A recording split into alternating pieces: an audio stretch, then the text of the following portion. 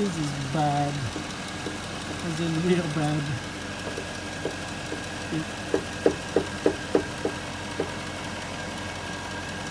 So this is really bad. So if you look up down there, you can probably see the bushing all collapse. So in order to take out the strut, you need to take out this sway bar end link over here, then this one, and then this wire here, and the one on the top, the 13mm bolts on the top.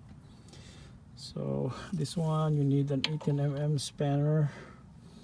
I don't have an 18mm, so I got the 19 here just to hold it, and then a T40 Torx to loosen it. So got the sway bar out, and this is terrible. This is in bad shape. Look at this. It's making a noise. Basically needs a replacement for this. Then I'm going to take out this two bolts over here. So this is 18mm, 21mm, both of them. Then I'm gonna take this out. So got all the bolts out, and you could just leave it like hanging in there. There's no tension on the wires in here.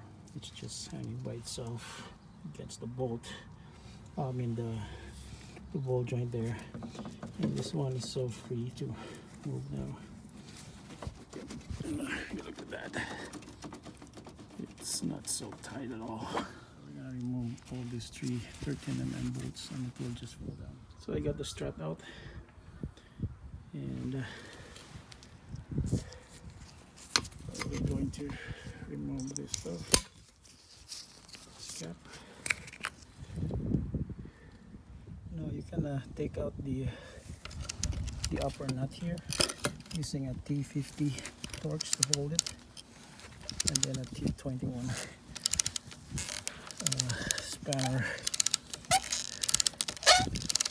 You don't need the air compressor as of this moment, because this just holds the upper stuff, the upper component of the strut.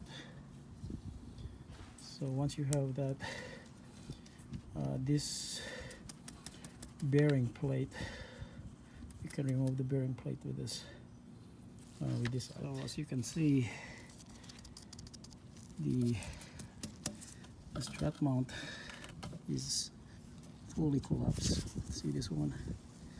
Yeah, there should be a gap in here, and usually when the spring is loaded, this thing will go up, and it will show you the gap here. I think upon checking with this car, it's like the gap is like this high, so it's pretty much like banging around on here, so it's very loose. So yeah, this is gonna be hard to take out because it's like flush with the rubber portion in here. So you need an air compressor to a spring compressor to clamp it down. So got the spring compressor in place. I'm gonna lube this with oil for using.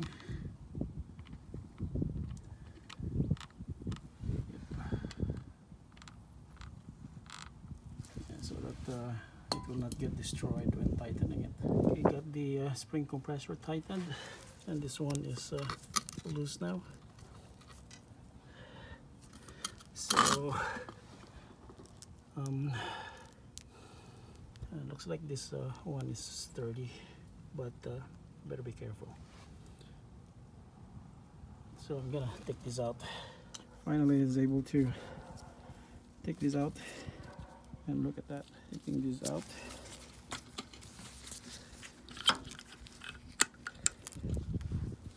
Yep, it's pretty much busted.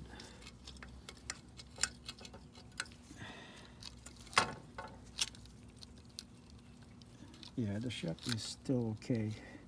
Yep.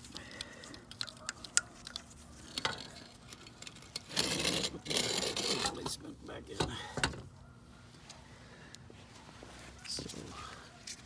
This has been like bad for a long time, but they just keep on driving it. So yep. So yeah, here's the comparison. And yep, the bushing for this is here. It's no longer with the rubber. Yep. So that should be there. And pretty much, yep. Yeah, look at this one. This one is still in place. So I'm gonna put that back in.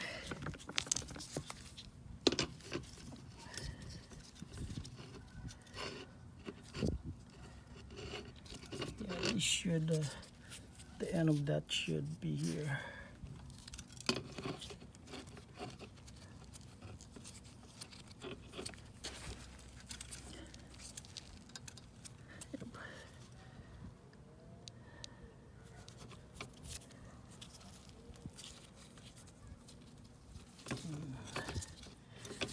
Oh yeah, well, so yep, putting it in place with the nut here and making sure that it's flush down here, it's not crooked. So that's how far it goes. You could feel actually resistance when it's not you know when to stop when you feel resistance. So that's it. Now putting in the bearing plate. So you just like put it on top. Once you have the bearing plate on top, and then this one, you can actually remove this spring compressor. Everything is bolt in. Bearing plate is good. This spring is actually like 150,000 miles. I don't know if this is still the original. I think this is the original still. No leaks. It's not that bad. Only the rubber portion of it. So we're gonna put this back. So all the major bolts are bolted in. This needs to be back in the bracket here, and the sway bar is the last one. Now I'm going to tighten the one on top, the 39 bolts.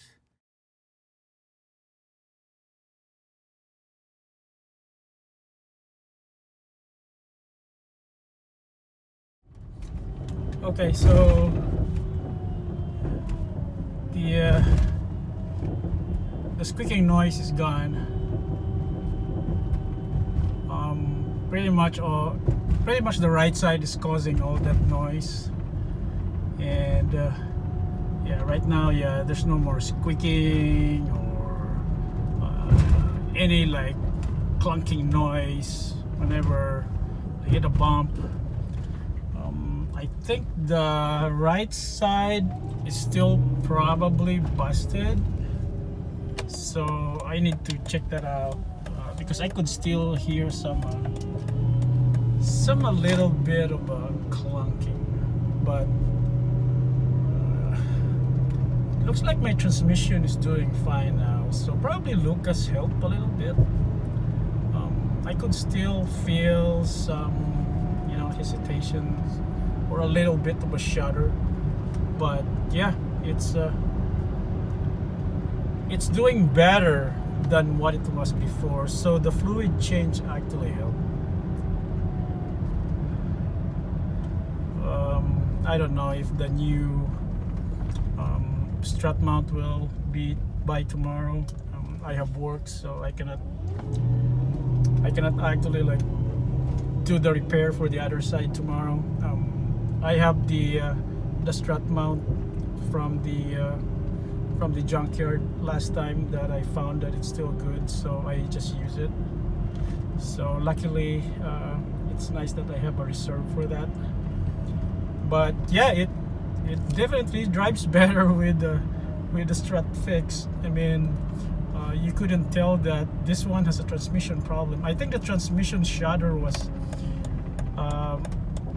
magnified, or pretty much you could like feel it because of the vibration that it causes. So yeah, So far it's doing pretty good. I was surprised. I might probably do again another oil change, maybe after 500 miles, maybe, or 1,000 miles. I think I just only drove like probably 37 miles on this one.